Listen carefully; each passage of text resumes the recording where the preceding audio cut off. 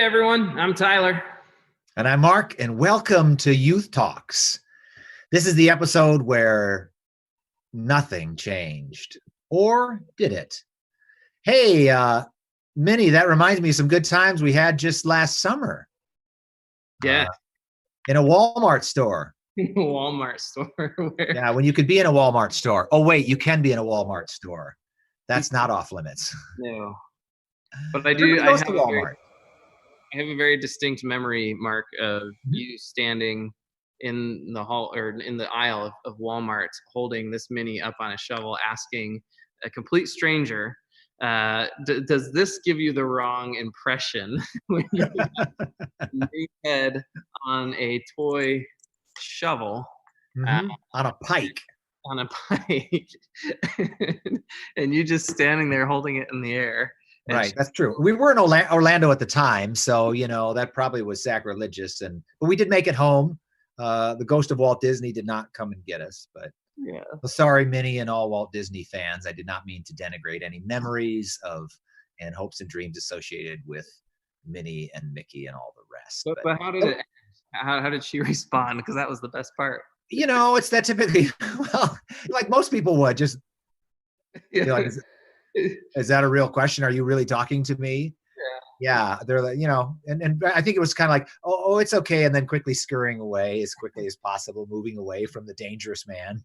Well, I'm remembering the Hispanic lady that didn't speak English, and Oh she yeah, didn't know English. she was fine with it. She was like, yay, bien, or something. I think she had been recently let go by the Disney Corporation, so she held no illusions of love for them. But which is interesting because we were talking about, we got a summer trip, Lord willing, coming up to Chicago and plane flights. And I was looking at some of the news about plane flights and, reduced numbers on the planes and reduced flights.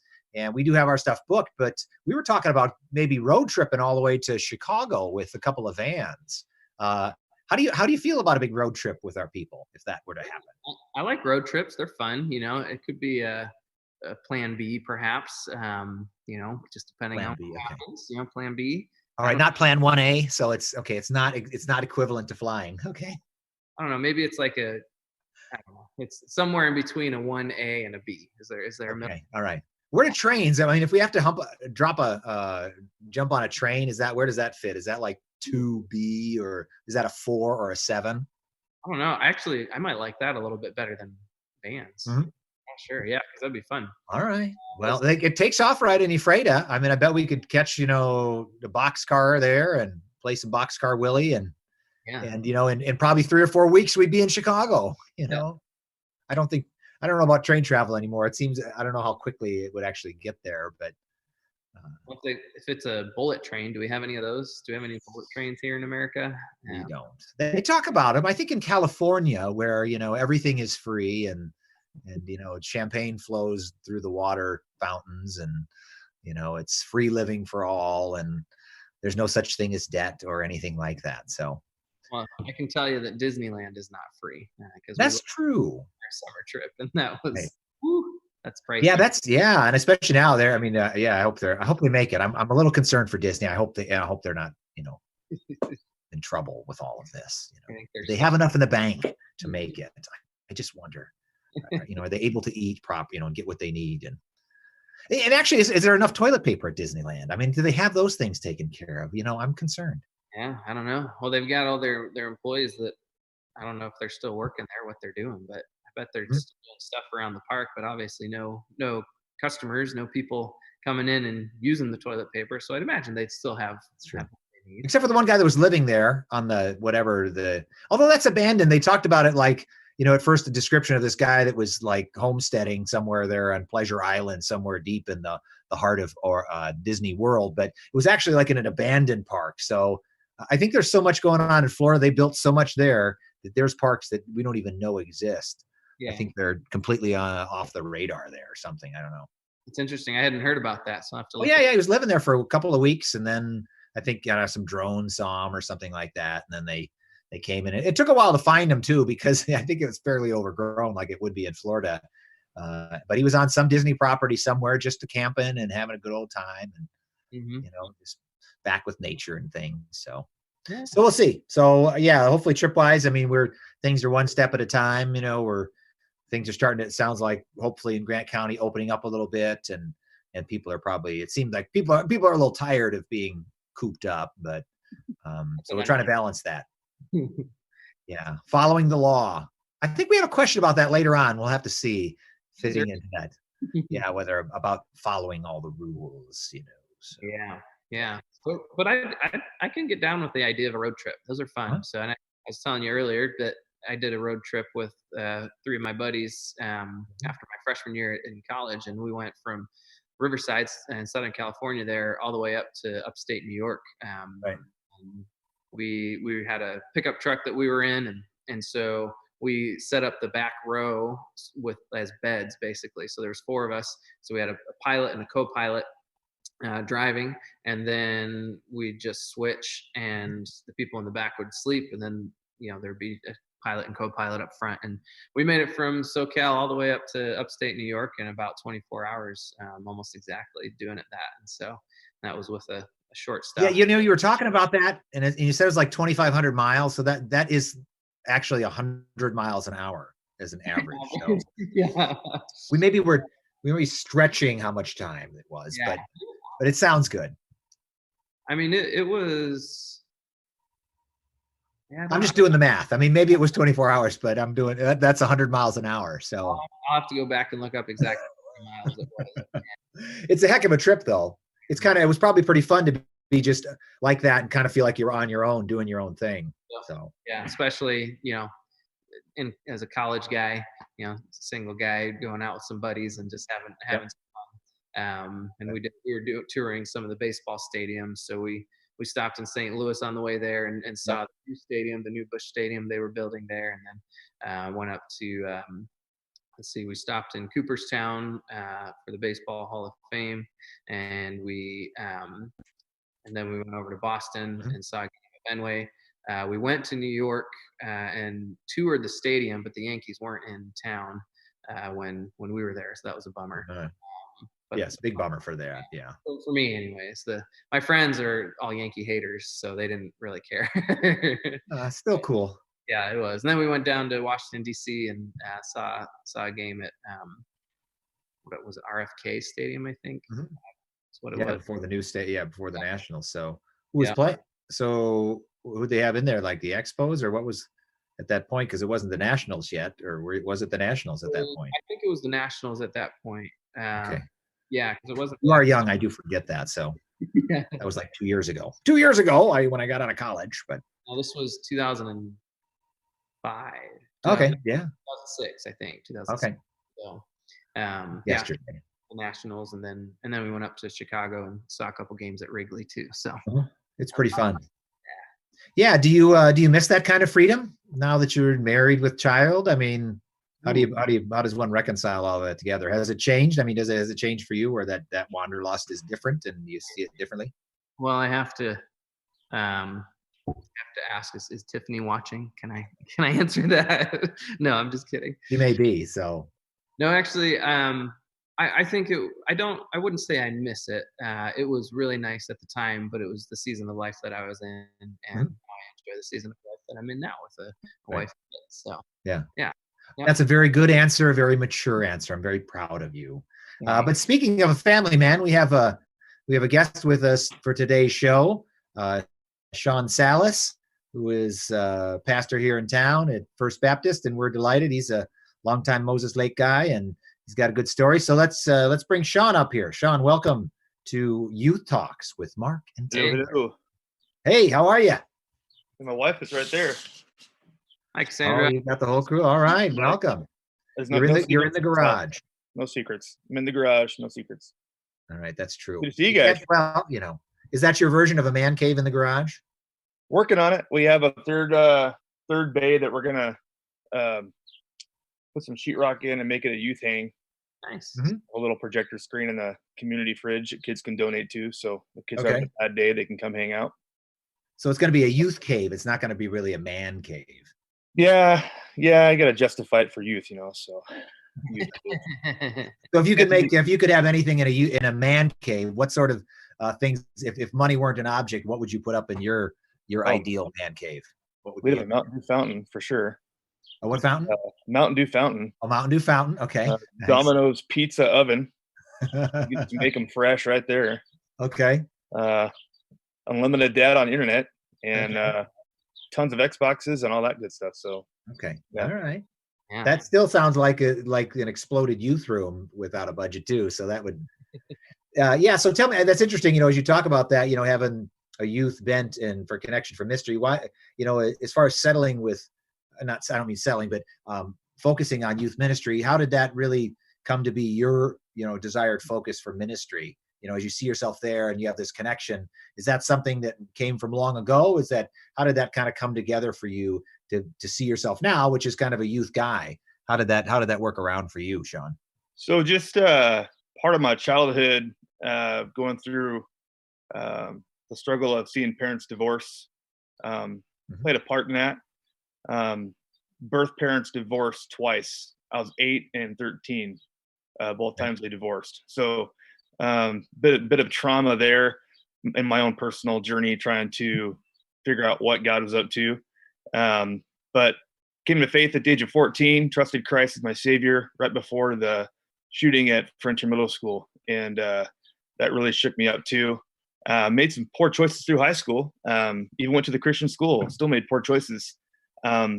Speaking of what Tyler was saying about upstate New York, my kids just dropped the bike in the garage. But in upstate New York is where I went to Bible college at Word of Life Bible Institute, Schroon Lake. First year there was the year that God got a hold of my heart for youth ministry. Threw a stick in the fire, committed my life to full-time youth ministry, whatever that looked like. And then the rest was history. And then God brought Cassandra into my life, and she loved working with students as well. So it's kind of our blood. It's what we love to do. What's it? You mentioned your own struggles in high school. Trying to be a committed Christian. Why do you think it's so difficult at that age? For kids to kind of walk that line, that Christ life at that point in life for them.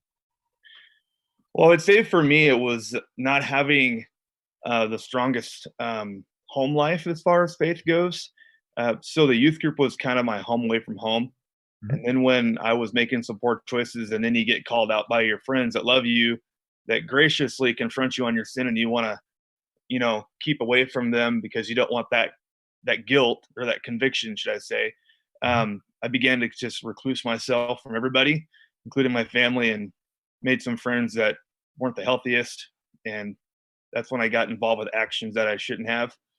But to see God's grace through that, I left youth group for about 3 months. And back then you didn't have, I had a pager, but you didn't have like cell phones and Snapchat and Instagram, right, and all those ways to connect with kids. Right. And so God brought me to repentance with all the stuff I was involved with. And it was awesome. I went back to youth group, totally freaked out of my mind. Was expecting all of the kids to hate on me and make fun of me. But they got around me, and we call it the fireside room down in the basement. We have a fireplace down there. It doesn't work now from the remodel, but but in principle, they all gathered around me. There was like 15 of them, and I was on my knees there on the carpet, and they all laid hands on me and prayed for me and forgave me. And that was the moment that I understood, just what grace really looked like. And I want to give that grace to other students. So like, that's just part of my life journey. Right. Some people say, hey, one day you'll become a real pastor. So I'm not saying no, but I'm not in that arena for a senior pastor position, but I love what I do, and God has been really good and given us a lot of opportunities. And it's interesting. It's neat just to be back in my hometown. It took a few years to build some credibility because people knew me from high school. Right. And so, but it's been good. Yeah, that's definitely a challenge, isn't it? To kind of come back to the place you've been. And, it's like the prophet has not a lot of honor or respect in his hometown, in that sense. They talked about that even with Jesus. They're like, who is this Galilean? We saw him grow up. He was just some kid. And now you're telling me he's, somebody special. But so I appreciate that. I was thinking about how you, the stories of your life, and you have children and a family.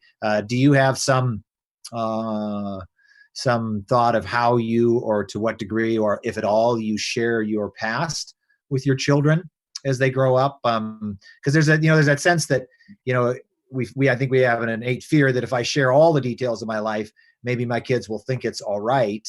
But then on the other hand, if I don't, then I'm never seen as a real person. I'm always seen as this idealized person. Have you found some way to balance how to bring your life history into your relationship as a family man, as a father, and to your children?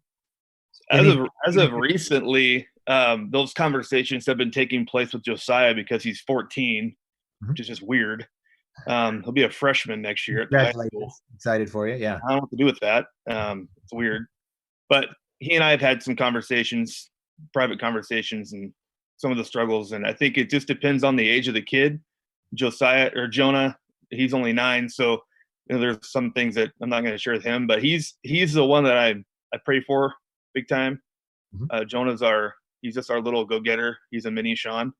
My wife was like, wait a minute. I wasn't like that. But it's not kind of your fault, honey. It's I know, your fault. but I think just, my kids live with me, so they see people in the community only see what they see. And my kids live with me and they see me at my worst too. And I think, to be able to have that understanding of grace with my children and the forgiveness that takes place in my home, if it's dad lost his cool, or, everyone thinks a pastor's perfect and they got everything figured out, but they do. Okay. I didn't know. Yeah. Sorry. News alert. But I think just that honesty and that transparency to say I messed up, is important. Josiah's got a heart of gold. I love the kid. He's stubborn like me, but I love him. But he, I'm excited for what God's going to do in his life. He already wants to go to Word of Life, after he graduates high school, and he's got passion to go to Bible college. So that's just huge compared to where, I was not even thinking about that at the age of 14. Yeah, it's definitely different. How do you just kind of looking at your kids and the differences between them? I don't know. I've always thought that's interesting because I'm one of 4 boys, and each one of us is different. We came from the same parents, and what are some of your thoughts just on how that happens and what that's like to parent different kids and how they have different personalities, different needs, and different kind of ways that you might parent them because of that? Sure. That's where I lean into my wife a lot because I grew up an only child. I had a half brother and a half sister. My parents had previous marriages with kids, so I didn't grow up with a brother and sister. We kind of saw each other. With my sister and we lived with each other with my dad for a little while, but not enough for me to understand sibling rivalry. And so that's one of the things that irritates me is when they just constantly go at it with each other, and I don't know how to handle that. So I'm like, I tap out. But really, it's just like with our oldest, it's like when the middle one's having a fit, the oldest thinks that he's the parent, so he's going to go take care of it. And then by the time I get involved, it's this big to do. So each kid, I guess the biggest thing that my wife has helped me with is learning their love languages, learning what helps make them tick. So Josiah might be going out and playing basketball. Jonah might be cooking in the kitchen, making cookies. Joy, doesn't really matter what it is, Taco Bell, a road trip to Pasco like we did today, just quality time with her is a big thing. So I think learning their love languages is important. And that's hard because each kid's different, right? Yeah. But definitely my heart goes out to all those parents that have lots of kids because it's definitely hard to navigate. And then how do you equally give enough time to each one? So we were. I think you just don't. You get past the 4th or 5th, and you're like, hey, you're on your own, kid. So good luck with that. Well, we were talking earlier about Springfest. Like today would be the first, day of Springfest, and so what I typically have done the last 3 years, I began getting intentional with dating the kids. So and my wife as well. So like the month before Springfest, I'd take my wife on like 7 or 8 dates. I'd take the kids on dates so that when Springfest hit and I was gone a lot, there wasn't that void. They just understood that dad's busy.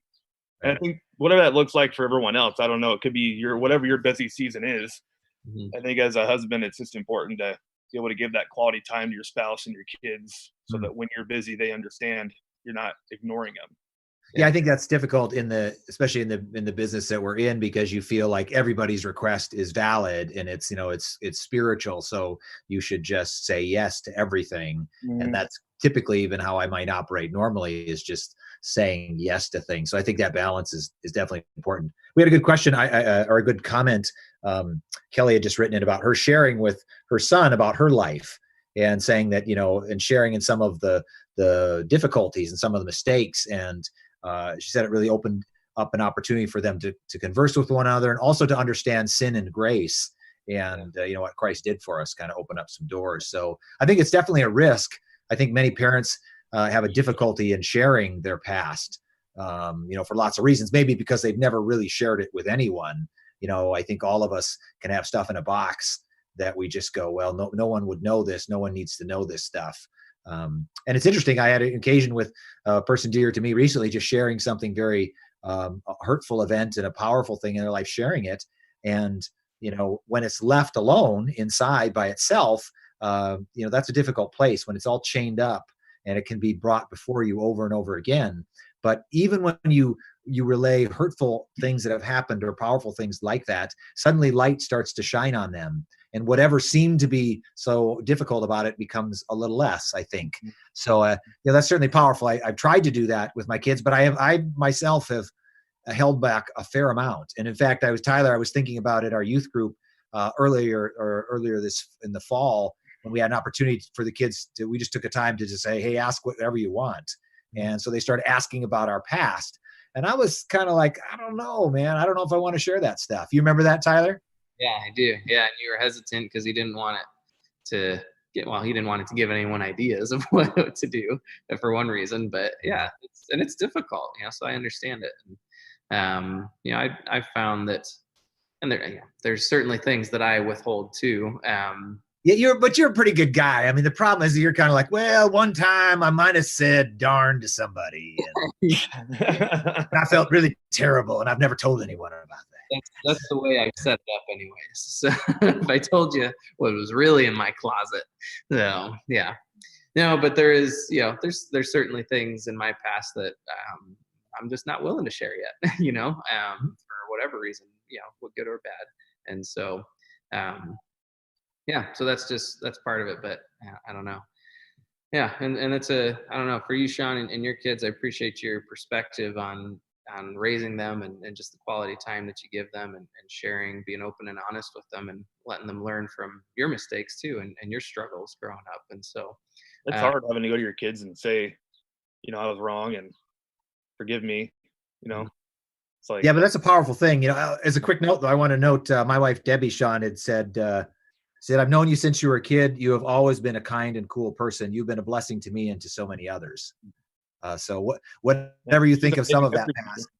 Yeah, so she definitely, you get some kudos. So, even in the midst of it, sometimes we think, we're in a place that we're no good for anybody. And yet even in that, there's stuff that God has used, and, that he's accounted for, which I do love. The Lord takes account for all the things, and many times the best good and the greatest good that we ever do, we're never aware of it. right. Truly are led by the Spirit in that. And that's difficult. I mean, I suppose as a way of life to learn, but we're having some fun these last couple of weeks. We've been taking some of the youth over to one of our congregants, and an elder congregant that needs some help around the yard. And we just been kind of working for a couple hours doing some stuff. And I don't know what that shows, but I mean, it shows something, when you lead in some way, in some sort of way of caring, sometimes without words. You don't have to make a big description about it. Have you had a chance to do that, to be able to help your kids at various points? Obviously it's difficult in the more recent term, but to lead them in some acts of service or kindness in some way, to try to show something to them. Is that anything you guys have been able to do? As of recent, no. No, not recently, but because of all the chaos. But yes, we have done that.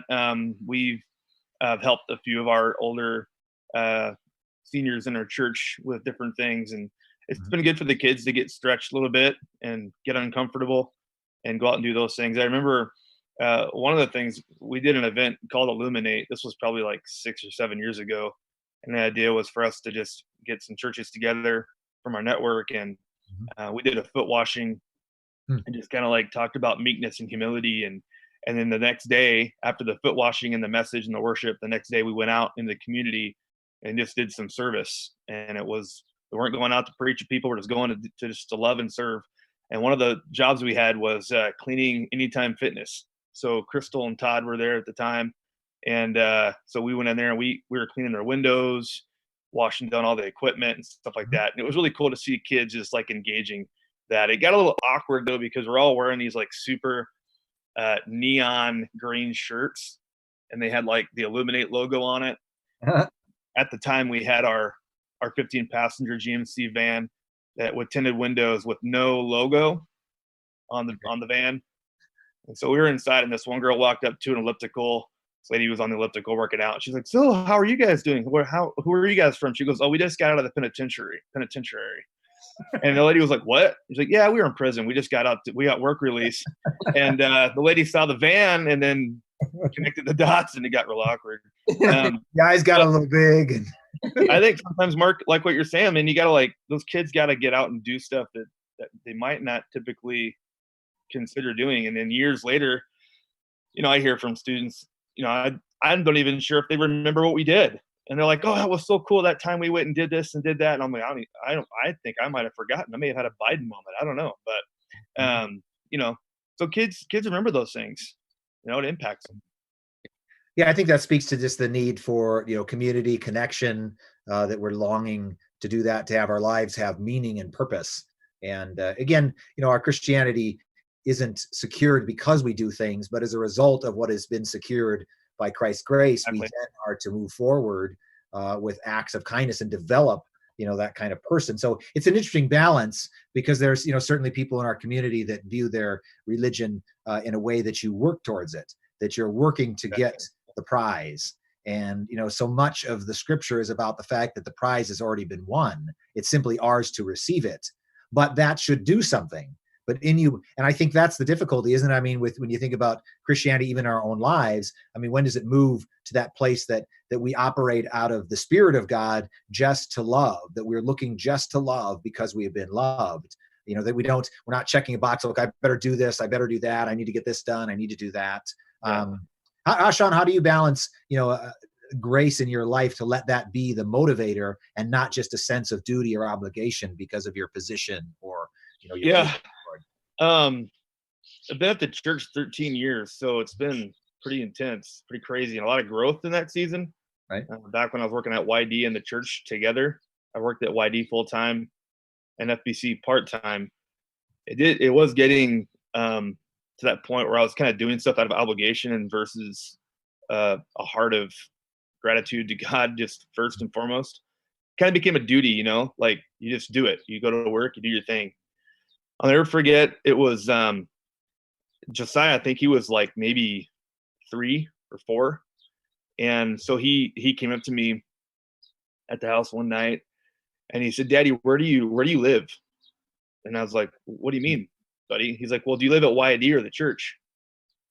And it was in that moment I realized that I was really in a bad spot as far as my time with my family, why I was doing what I was doing.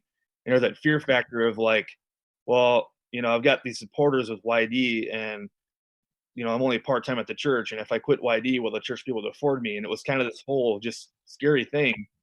And God provided, we went full-time at the church. But even in my first few years at the church full-time, I found myself doing activities and things that just looked busy.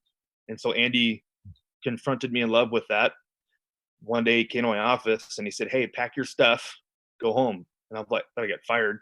And I'm like, what are you talking about? He goes, "You need to go home and be with family. So you're doing too much. So go home and then we'll talk tomorrow about it."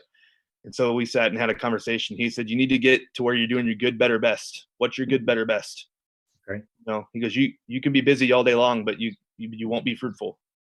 So work on your good, better, best. And that's been good. That's helped me make some decisions. Tell me more about that, Sean, when you say that, good, better, best. People might not be familiar with what you mean by that. So good, better, best is it's not necessarily a bad thing what you're doing. It's a good thing. But when you get too busy doing too many quote unquote good things, you're not giving your best to the one thing that you could be doing your best at. So good, better, best. So when I plan an event, I'm like, is this good, better, best? Is this something that's going to be profitable? Is it gonna, help kids? Is it gonna be Mhm. the best thing we could do right now, or is it just good? Mhm. And it's not bad because I'm an idea guy. Sure. That's just a blessing and a curse all together. Yeah, we And should do so this. We could do this. We could try that. I Yeah. know Tyler knows because he's been in coffee meetings with me. So, and so does Freddie and Mhm. the guys in town. So, um, but like, when I first started, I was like, Andy, I got this idea. I got this idea. And he's like, just, okay, just write them down. He goes, you're going to give me 100 ideas. We'll pick 3 of them. But we might do one of them. But Uh, he said, the day you don't have an idea is the day you're done, because he's like, I love your creativity, but just don't get, your heart hurt when we don't do what you are thinking. So, okay, right. That's an interesting balance to have the maturity of life, but that's part of the journey. You have a yeah. heart for people, you love them in the Lord, but there's also the journey of wisdom, to apply your life and try to walk on that path. How do you work in that, Tyler, about finding, what's good or better or best? Is that something you have considered ministry wise for yourself at various points? Yeah, not in those terms, but I did write that down just as a mental note for myself to go back and kind of start using as an evaluative tool when I'm looking at different things. So I appreciate that wisdom, Sean, and Other than Andy, not me. well, yeah, and thank you, Andy. Then, yeah, And Andy will say he got it from Andy, somewhere himself. I Andy mean, got it it from is Warm Worsby or something. I don't know. yeah, there you go. it's Yeah. passed on. Yeah. Yeah, but it is something that I think about a lot, especially with a young kid, Isley being 2.5 now, and I'm in a stage of life where I have to be pretty careful, like kind of Sean, what you were talking about with your kids earlier, where I'm not out too much and neglecting my own family.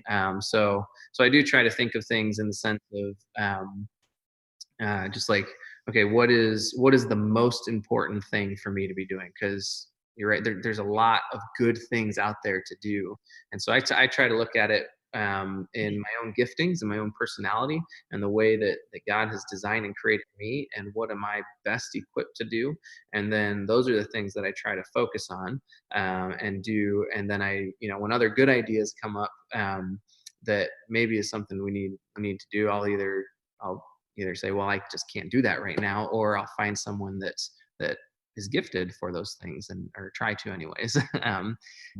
And so I do try to stay within my giftings and my personality and what fits my current lifestyle or Mhm. situation is what I mean. And so, yeah, but putting it in that kind of a language I and think I think see you at the pole rally that we do every year. That's the Mhm. best. That's a yeah, win.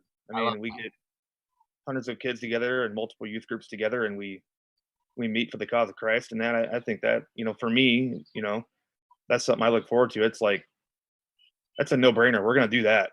yeah, I You know, know. that, How do you motivate? So you get this idea of you have this kind of moment in time where, if you could live in that moment, where you've gathered and there you are holding, hands together or bodies close formally. Hopefully again we'll be closer, but yes, it's, but distancing, but yeah, being that together where we have the spirit together, the all the things have come together of Christ, that we have brought together various people, various walks of Christianity to come together, to be unified for that moment. Is there more we can do within our youth community, within our church community, to create that spirit of connection? Because it isn't about our church, your church, their church, whatever church. It's about this one body of believers, and it's not just American Christians; it's the Christians of the world.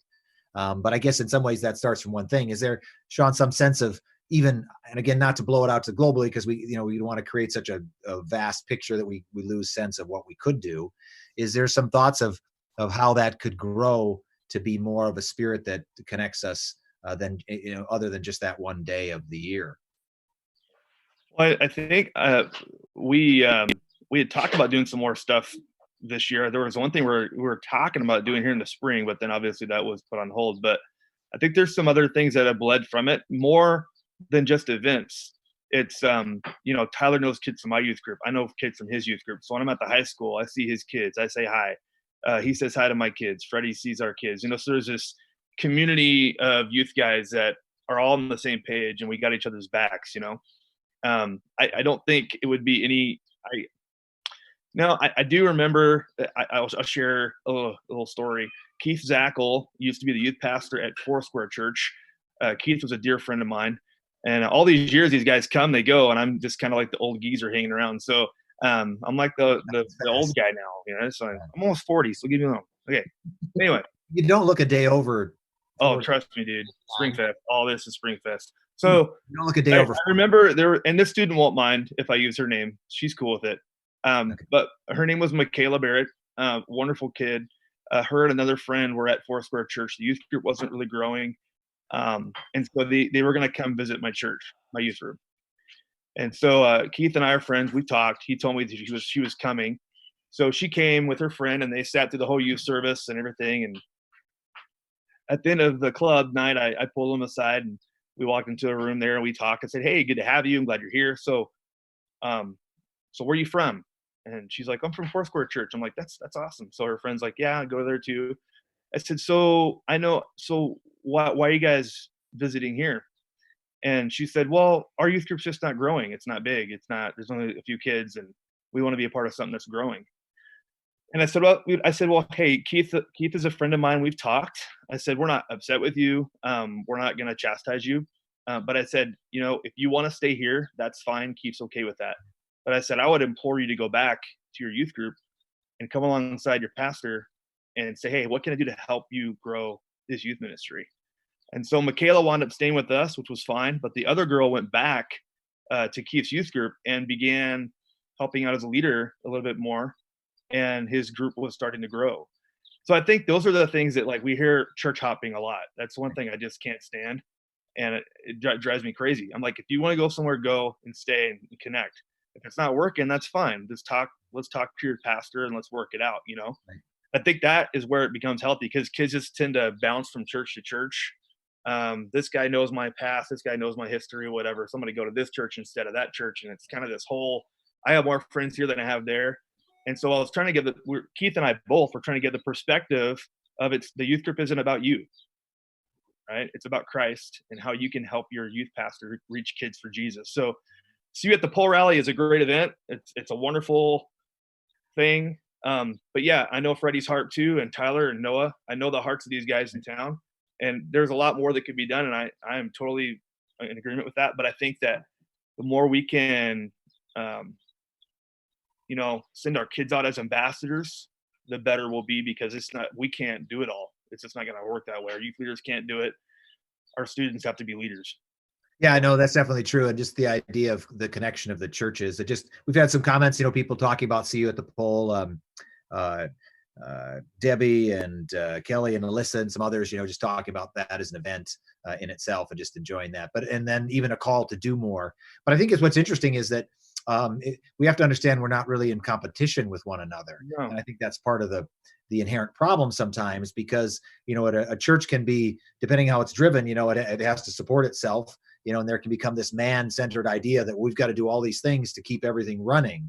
And then we kind of lose the mystery and the grandeur of God leading those things. And so if we were confident in that place and confident who we were, then we'd be wanting to join with other churches to do things together, not because we were going to leave our church, but because we wanted to be brothers and sisters across those barriers together, walking in a common cause together. So, I think Sia at the pole is trying to represent that, but adults need that. I mean, we need to understand there's not something magic going on at another church. There's not some other Jesus. And if there is, you shouldn't be going. It should be the same Jesus. Maybe the expression is a little different, but if you've got a problem where you're at, your call is to really work it out. It's like if we're a family, it's not, hey, I got a problem with you, brother, I'm taking off. We're not brothers anymore. You're stuck. Mm-hmm. And I think if we understood that we are meant to be stuck together to work through those things, we'd really grow. And, I didn't mean to take that off onto an off ramp there. It was just something on my heart. I didn't mean to. Oh, no.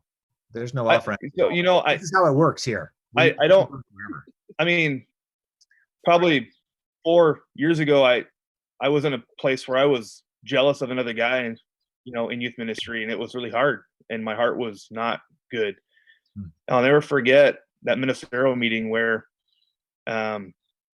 we had Kent Copley was there. He was the ministerial president at the time, and he had no clue what was going on. He had no Sean was having a hissy fit in his heart, Yeah.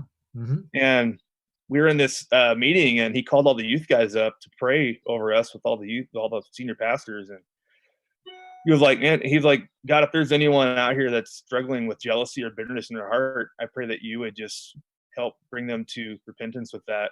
And it was like I'd been harboring this for like 6 months, man. Like it had been rough. Like we went on vacation, and I'm just blah blah blah about it. My wife's like, whatever, just ignoring it, and so it was getting toxic, like legit toxic.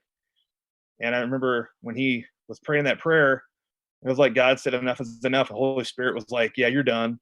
And it was, I mean, I've never been stabbed in the heart with a dagger, but it felt like that. Yeah. It pierced. It really did pierce my heart. And not only did it pierce my heart, it twisted slowly clockwise. And I was like, I'm done. I remember going up to this brother in the Lord and just walking up to him, and I had my glasses on, and I was crying so hard that tears were like getting my glasses wet. I just said, man, I've been so jealous of you. And he says, I know it's driving me nuts. I love you. I forgive you. And from there we had the closest relationship. And just, I don't want to ever be there again, and I'd be remiss if I said it didn't creep into my heart every now and then, but I'm human and I'm sinful, and it does creep in, but it doesn't, it's like Jello on the wall. It doesn't stick. And, so I mean, if anyone's watching this, it's in youth ministry or anything, and as this goes out, I don't know where it goes, but, man, if you've got a heart of bitterness with another person, period, or if it's someone that's in youth ministry, don't let Satan have that foothold, because it will. I remember going home to my wife, and I was like, babe, this, oh, God just worked in my heart. She goes, oh, I know. I've been praying for it for 6 months. It's driving me crazy. I mean, so thankful for a good woman. Yeah, they just know those things. I appreciate her grace, not to just club you with it, but to trust the Lord to work. And I think that's a powerful message in a number of ways. One is that God is working to do those things in our life, but that the rest of us watching it have to be patient, because it's like bringing somebody to the Lord. I'm not saving anybody. I'm not turning anybody's heart. It's only the Lord. I can present whatever, but we have to be patient. We need to not give up. We need to keep praying, and to not lose heart. And it's so easy to do. I've done it 1,000 times. You just lose heart. Like, oh, what's the point? I give up. But you're continually called back to don't. And I think I was remarking to someone the other day, the great benefit of believers. I mean, the reason we have one another, and God has pulled himself back in many ways, is so that we would launch forward to encourage one another. I mean, it's one of the greatest things you can do to your brothers and sisters in the Lord is to encourage them to seek the Lord, to love the Lord, to surrender all to the Lord, to make it right before the Lord. And it's not that perfect person's perfect. I mean, that's the opposite of that. It's like, I know how bad I am. I need my brothers to keep calling me to that, so that I will do that very thing. So I just appreciate that. And, thanks from our viewers, Sean. I just, your transparency comes through every time you talk. And that is perhaps one of the greatest attributes of any minister, is that they would be transparent with their life. That's just, I just appreciate it. So thank you. Definitely love it. And I second that. And the vulnerability is just connected with people, because, we all have our own issues that we deal with. And like we were mentioning earlier, it's something that, when we share it and we talk about it, there is a burden lifted. And that's part of the burden that we as Christian brothers and sisters can share with one another. And that's pretty cool. Yeah. So, yeah.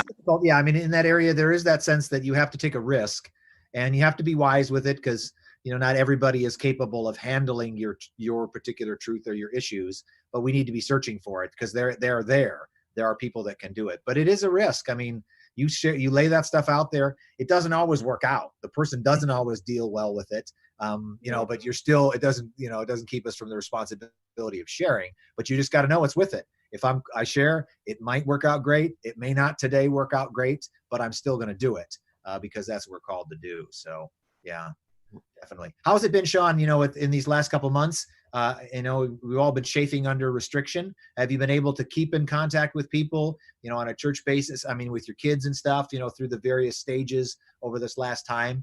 Was that challenging for them? Was it challenging for you guys? So personal in our personal lives, our home, it's chaos. I love my kids, but like I'm Chromebooks and Zoom calls and everything that's going on in my home. It's maddening.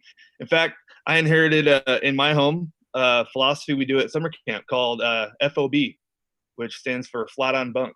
So if I say FOB, every kid's got to go to their bedroom and just lay there. I don't care, reading a book, watching a show. I don't, just leave me alone. I don't exist right now. Get away from me.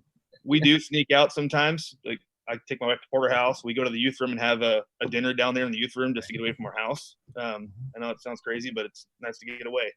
As far as student ministry goes, man, I was talking to Tyler about this the other day. He blessed us with a new entryway bench. Thank you again, Tyler. That's perfect, man. It's awesome. And so I guess for me, it's been really funky because before this went down, I try to get kids out to coffee, get them out to lunch, talk to them face to face. And they're like, oh, I'd rather you just text me. I'm like, whatever, you know. And now that we can't meet face to face, they want to meet face to face and not text. So I guess it's just been kind of interesting trying to connect with kids. Yeah. I feel like I'm that, want. Yeah. I feel like I'm that, you know, I'm like the parole officer or whatever, you know, checking in on them, like, how you doing? What's going on? Text me back. And they're like, I'm going to ignore the parole officer. I don't exist right now. But I love them. And I'm on a Download Youth Ministry forum that I'm a part of. It's like a Facebook group. And it's like, just keep doing it. Keep going after the kids. Keep loving them. Keep encouraging them.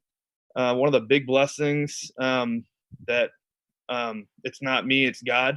But just one of the big wins we have 3 of our high school students heading down to Bible College in Florida, Word of Life Bible Institute in Florida. In fact, we were supposed to travel there end of April and visit the campus. And I bought tickets for that. And we were not going to do a road trip down there. So we didn't fly down. That's a long way. It was just a 3-day campus day trip. And we're going to get to check stuff out. My sister-in-law lives down there, my nephews.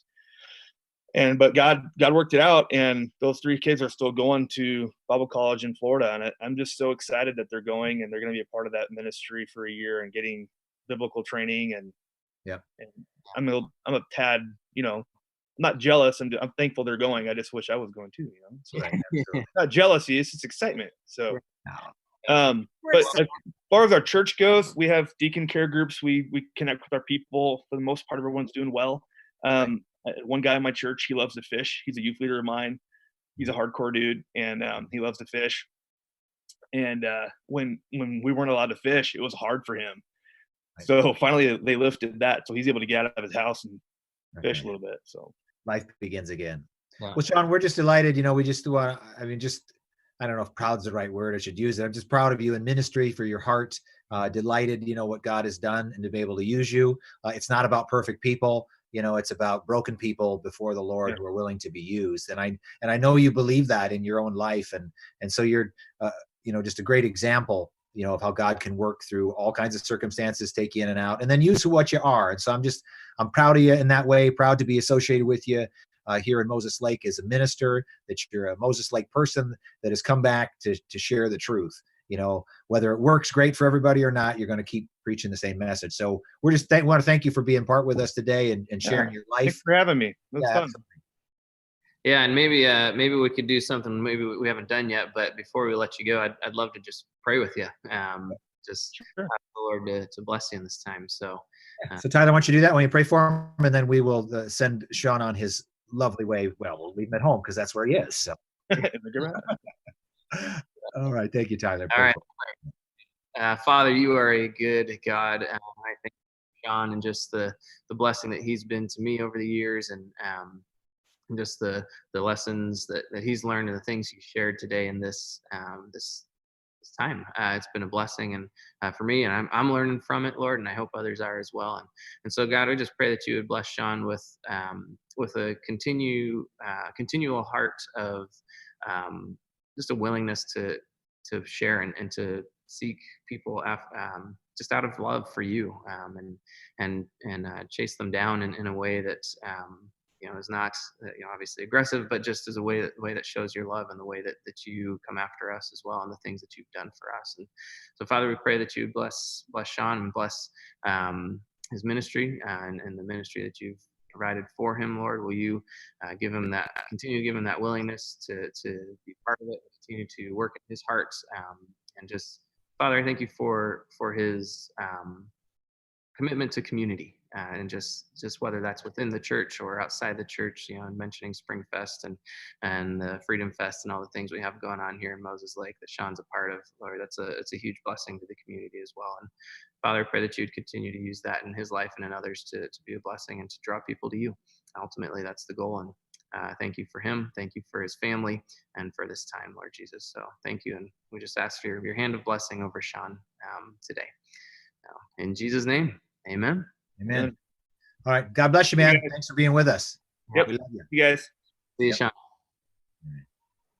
All right. All right. Well, we got a couple minutes left, and I wanted you to, if you could, Tyler, maybe just a minute or so on, you give your message, continuing our series in Joseph on what to do when you don't know what to do, and as it moves through his later in his story in Genesis, and maybe just a pull away or two, a takeaway or two from that particular message.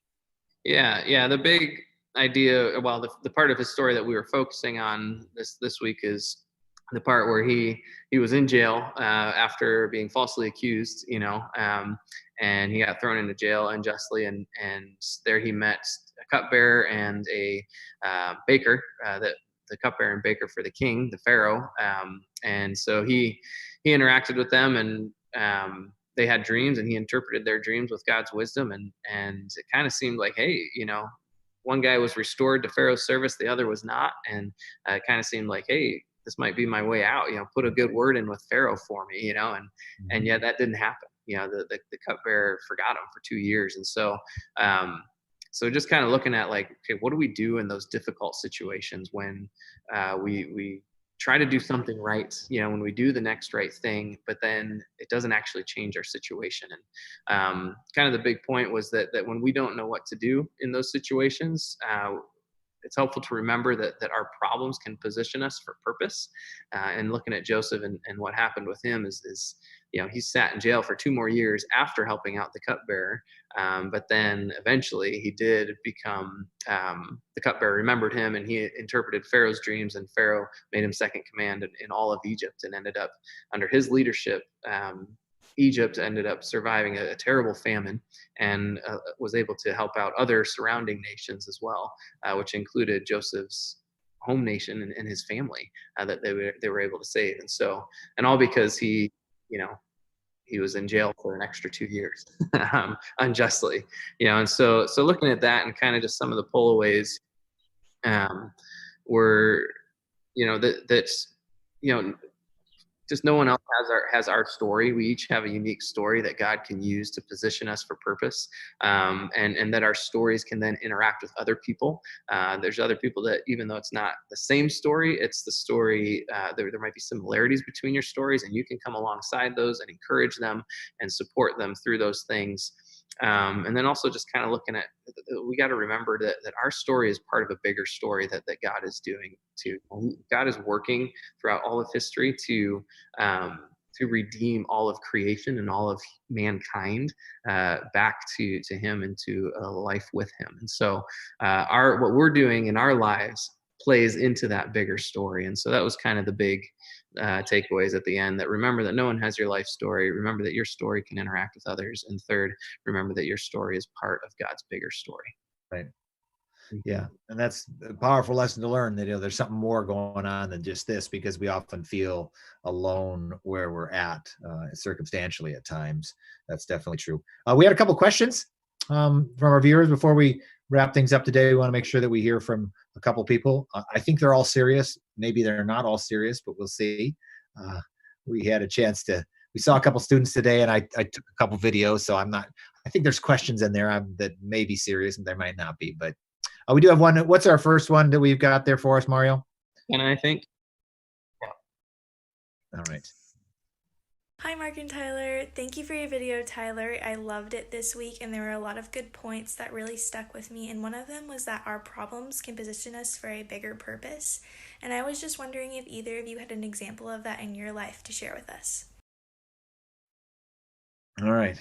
Well, that's a good question, and that would probably require some measure of vulnerability. And given that I'm not good at vulnerability, I won't answer it. But All right.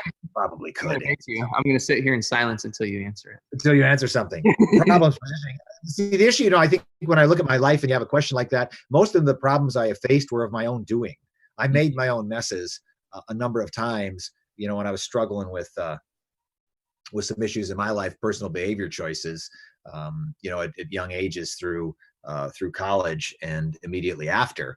And, I was involved in a couple of events that could have ended, pretty badly for me. I fell off of a building at one point and broke up my body pretty good. I was involved later on in a car accident where I rolled a car and wasn't hurt, but could have been. And in both of those, as I look into those incidences, I see, the hand of God, because both of them could have killed me, quite honestly, or permanently crippled me, and neither did. And they were opportunities for me, for the grace of God to work out, to pull me in a different direction. But in the midst of that, you're dealing with personal behavior issues that are leading you to these places of trouble. And so I look back at that, and for me, I see a gracious God who said, I'm not going to take you yet. I could, but I'm not going to, because there's something more for you to do. So for me, always, whatever struggles I make, I haven't seen myself in that circumstance. I thought of my brother who lost a wife tragically, very unexpectedly, about in 2005, about 15 years ago. And I think of his life and trying to deal through that issue. I've been blessed that God has been gracious to me, that he's only kept me from really hurting myself. And, through those lessons, I gained some experience, understood myself a little better, and was able to begin making changes for myself. But it's a tough question. And I think to varying degrees, you'll find people that have different situations with it. So Tyler, is there any issues where, you think you've specifically tried to do a right thing or whatever, or problems led in that, in that kind of way for you? Yeah, I just before I answer that, I'd like to circle back a little bit and ask you, do you think the problems that you created for yourself, God's still not able to use those? Because Joseph's problems weren't necessarily created by himself, but that doesn't mean that God can't use the problems we create for ourselves too, right? Or that we get into because of our own sin. Right. But I don't know. I think that's a good question. I think anything is redeemable. I think that's a message that I would give someone is it doesn't matter what circumstance you're in. Ultimately, God is able to use even the messes that we've made, even the situations we've created for ourselves can become part of the story that allows a connection later on. Even the bad decisions that we've made, God can use those if we're willing and vulnerable. Now, if I never share those things, then, yes, they've taught me something and I've learned something, but I'm probably doing a disservice to the work of the Lord. But I think the reason a lot of times is for self-protection. It might be pride. It might be, what will people think of me if I tell them some of the things that I've done? Now, one-on-one, there are times when I have shared some things that have occurred. I had just a recent circumstance where I shared something, particularly from my earlier youth, that was a troubling event of sorts for me that was connective to the person that was telling me it. So you can, I think in certain areas I have been, but I've always been cautious for some of my more high school and college choices. Some of them I've been a little bit leery of just opening up to people.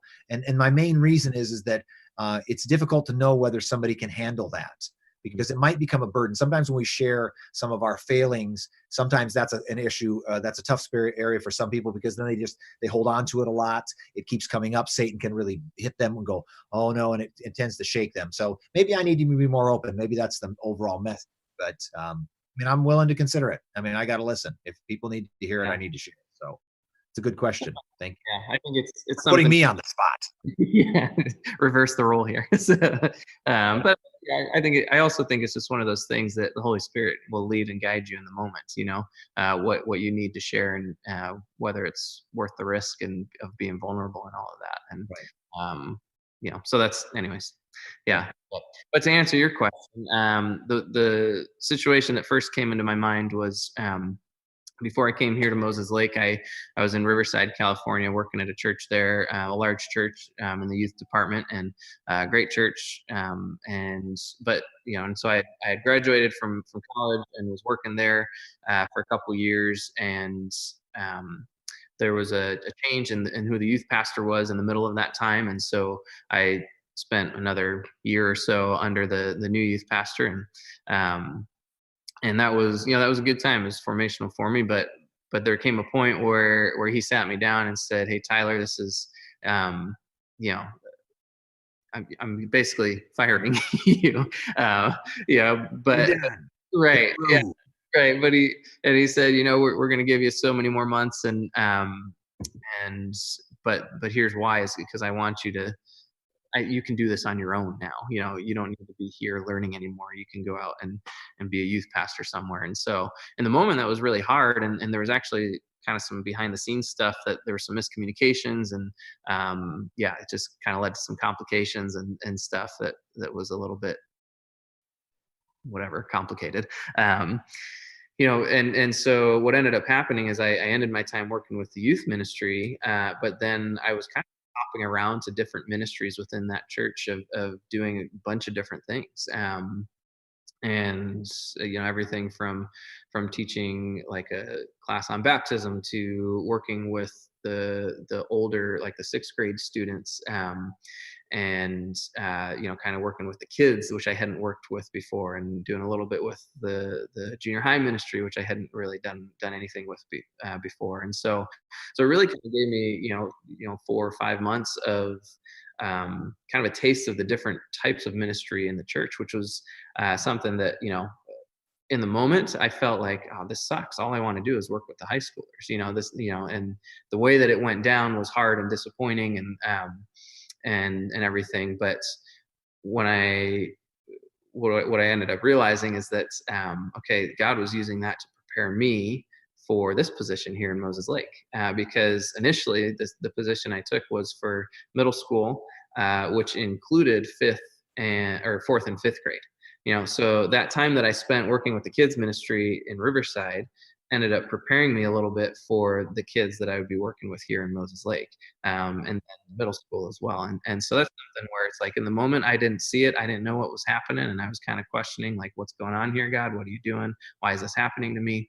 And then sure enough, he was preparing me and equipping me to kind of warm me up to this position here at Moses Lake. And obviously my position has changed over the years as well here, so it's not what it was, but I even look back. It stays the same. Only thing we're guaranteed is that things are going to change a little bit for all of us. Yeah, but I even look back on those changes and see how God was preparing me for those ahead of time. So that's a long story, but that's kind of my example. Well, it's your story, so we're glad to hear it. Although I've been recently told by my children that I've told the same 12 stories 100 times at least.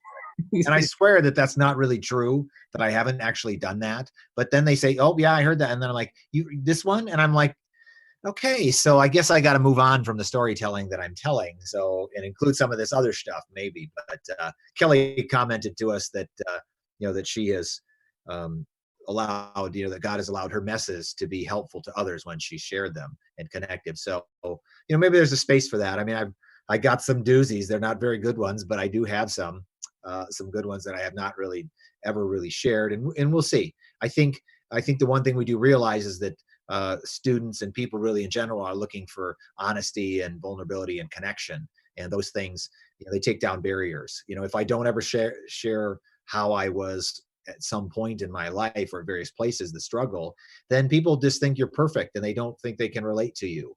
They look at me and think, well, how could that, what does Mark ever understand about me? So I think there's some space for that. So I hope we'll do a little more of that in the future. And I vow to be somewhat vulnerable. Yeah.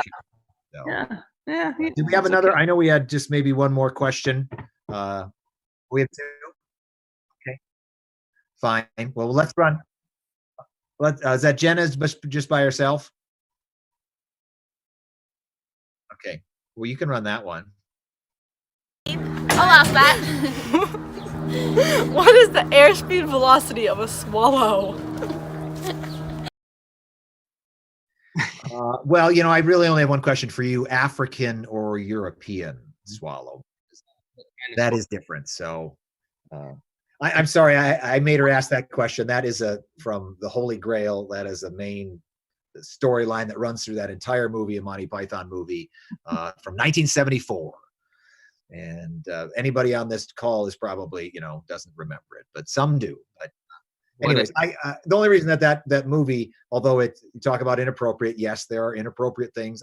It's a PG movie, but my wife will say that's the 70s. PG is totally different in the 70s, and there were some inappropriate things, I suppose, in that. But I went to that movie, I believe, in about 1979, with my older brother took me to that movie, and I remember parts of it being funny, but I remember mainly because he took me to the movie, 7 years older, and just to be with him. That was a special summer for my brother and I, because I have one older brother and then an older brother older than that. And the oldest brother, Brad, took us, my brother and I, and it just felt a special time that he was including us in what he was doing. And it wasn't that they were great movies; it was just being with him. And I've never forgotten that inclusive nature that he had for us. And so I guess it's a special memory, even though it's a silly movie. So anyways, moving on. We have one more question, I think, from McKenna and Alyssa and McKenna. When is it acceptable, if ever, to disobey the law? Question. Yeah. All right. Yeah. Good question. Sure, all the time, man. It's only if you're not going to get caught, basically, is my answer. Wait. Sorry. Yeah. Is it ever okay to break the law? Good question. I've done it before. And the example that I was giving Mark earlier kind of brought up some good conversation between us is that my wife, when she was pregnant, got preeclampsia, and so her blood pressure was through the roof. We went to the hospital, and she was airlifted over to Spokane. So I ran home, packed up some stuff because we knew we were going to be there for at least a few days, and drove over to Spokane, the hour and 45-minute drive that did not take that long because I was speeding, right? And so I was sharing with Mark that in my mind I was justifying, that hey, this was an emergency. I needed to get there. I needed to be with my wife and support her in this and be there for her. And so I was going over the speed limit. Yeah. So is that okay, Mark? Am I allowed to do that? Well, we're talking about that, the issues of that, someone could argue that, did you trust the Lord in all of that? That you had to, engage yourself in that event somewhere. I got to get there faster because there's something I need to be doing. And certainly as a human being, you want to be there. I mean, that's your call to be there. But, the justification to, break any law, we have that in our mind and it makes sense and we don't lose any sleep over it. But one could argue, what did we have in the moment? Full trust of the Lord to actually take care of that situation. And the thing is, when you say things like that, you can come off as pious and like some kind of jerk. And so I think you have to be careful in saying something like that. But I think it's a legitimate point for any circumstance, that we say, well, I needed to do this because I needed to do this. I needed to be there because I was going to do something to change the circumstance or just to be there. And I think, I remarked, a good friend of mine in the Lord, often talked about how I looked at my children and my concern for them. And he said something like, Mark, don't you think that God cares more for them, that he's got control over the situation? No matter what happens to him, don't you think he's in control of the circumstance? And I think the basic answer for most people and most Christians probably is no, I don't really believe that. That's why I've got to do something. So I'm not getting on you. Do what you do. You make your choice. You speed there, But again, one could argue, if you get in an accident or you cause an accident because of doing that, would that make it worth it? And I think, we look at that bigger situation. We don't look at necessarily the bigger picture because we're concerned about our individual circumstance and our point in it. Again, easy for me to say it, but we got to point that back to ourselves and say, what rules are you breaking and why are you breaking them? Mm-hmm. Do you think you really have a good cause? And I think it comes up now because, we deal into this, the restrictions that we're under, and we start saying to ourselves, well, okay, should I follow these rules? Well, I don't think these rules are just, I don't think they're God's rules, and I think the bigger question is there a balance in there between God is saying something and man is saying something? And I think that's a tougher one to figure out, isn't it? I mean, that's not an easy one to draw, right? Right, right. And that's where, sometimes especially, in this specific situation that we find ourselves in, there's biblical commands to follow the rules of the land, right? Romans 10, and to be subject to the governing authorities. And then there's also other biblical commands that say don't neglect meeting together, right? And what does that look like, and what does that mean? And so how do you know what's right and what's wrong? And for me, I think a lot of it's that sometimes that's the wrong question to ask. Is it right or wrong to do this or that? But really, what is wise is the better question. And I think looking at the Bible and the way it's written and what's set up is how do we act with godly wisdom here? Not just human wisdom, not with the wisdom that I have in my own perspective, my own opinions, my own political views, but what is godly wisdom in this? And two things that for me kind of define godly wisdom is what Jesus boiled down the law to: love God, love others. Is what I'm about to do loving towards God, and is it loving towards others? And that's not perfect. It doesn't help in every situation, but that is kind of a starting point for me when it gets to these kinds of questions of, is it right or wrong? Can I break the law in this situation or that situation? Like you mentioned, would you hide? If it was the Holocaust and you're living in Germany, would you hide Jews from the Nazi soldiers that were coming around looking for them? That's another one. Like, how do you know what's right there? And people did it. We, I told that, a few weeks back in a message, of Corrie Ten Boom and her family. They made that choice, and it cost them in life. It cost them dearly for doing it. They could have sat it out and not done that and made it through the war. But really, all of them but Corrie really died because of that decision. But I'm pretty sure in the presence of the Lord, they're comfortable with the decision they made. And I think for us, a lot of times, it's a matter of convenience, the decisions we make. It's not really because we're trying to protect the gospel message always. And so it can be in this circumstance. Maybe we have an opportunity for it to be that, and we'd have to make a decision. The government has not yet said we cannot tell people about Jesus. They haven't said that. If they were to say that, that would be and that may happen someday. And it has happened in various cultures around the world at different times where you couldn't do it. And people had to make a decision to say, I'm either going to follow God's law or man's law. And so you got to rest in comfort. And I think the Lord will give us comfort in those moments, when we're led to make a God honoring decision, not just a people convenience issue. So, I appreciated a couple of comments about references to Monty Python being from long, long ago. Yes, it is, but it's still funny. And maybe it isn't. Maybe it's only funny to me as I play it in my mind and do voices. All right. I got some approval. Okay. I think it's hilarious. Good. Even though it was before my time. So yes, that's true. And also, even as as we're out a little bit today, people are struggling. We're going to be struggling with that. And I think it's okay that we're going to struggle with how do we play that out, because that sharpens us. At least we're thinking about God things. If we think about what does this decision mean, because the problem for most people and Christians is that they don't think about what they do. They just do it. Yeah. And so if you're put in that place where you're thinking about it, you have an opportunity to pray and to be led and to make a conscious decision about what you're going to do with your actions. And I think that's real life. Real life is because you've chosen to live. You've chosen to make a decision. And that's what God is looking for. He is looking for people that are going to choose him above other things. And they're going to make that active decision in their life.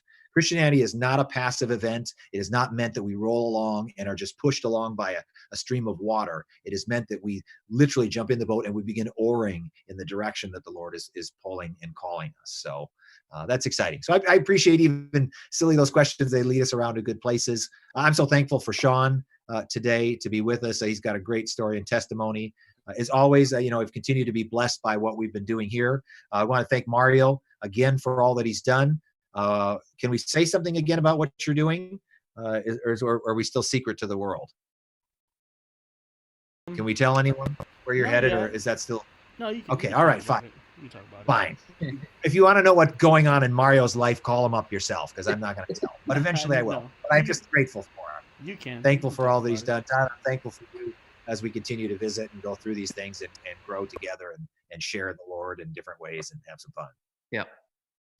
Yeah, Mario, we do appreciate you, and maybe we'll talk a little bit more about your future next week. And yeah, Mark, thank you for your part in this, and it's always fun and a blast. Thank you guys for watching, whether you're watching live or going to watch it after the fact. We enjoy it, and hopefully you're gaining something from it and getting some wisdom, getting some truth, and learning as you grow and figure out life and what it means to follow Jesus and all of this. And so yeah, if you guys got any more questions or anything, you know how to get a hold of us. Stuff is in the description, all the links and all that. And so, and we'll link to the message from yesterday too. So thank you guys. And I guess with that, we'll wrap things up and close it out with a verse from 1 Timothy, which that says, if I can remember it right, for the Lord has not given us a spirit of fear, but of love, of power, and of sound mind. So be blessed. Thanks for watching, guys. Love you. Goodbye.